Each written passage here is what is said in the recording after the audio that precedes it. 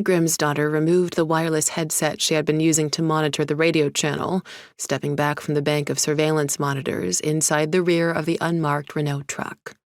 Her gaze raked over the gang of field technicians waiting for her word, each one carrying gear with which to sanitize the site.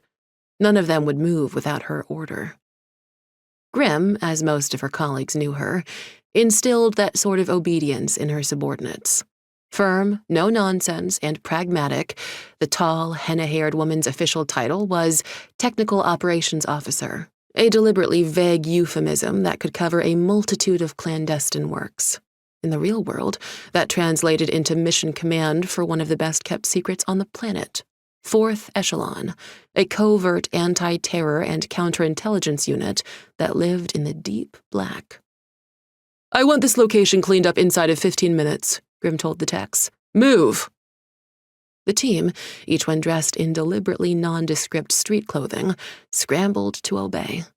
Emerging from the rear of the truck, they made their way to the derelict Gunterfabrik building, while Grimm followed on behind at a more leisurely pace, checking up and down the street with a clinical, experienced eye. No police, no watchers, all clear, for now. She didn't need to tell the techs that they were operating in-country without the blessing of the German government or their intelligence services. If the Bundesnachrichtendienst, the BND, knew that a Fourth Echelon Splinter Cell deployment was happening right in their backyard, their reaction would be, to put it mildly, unpleasant. Thus, it was vital to pick up after themselves and leave no traces that they were ever here.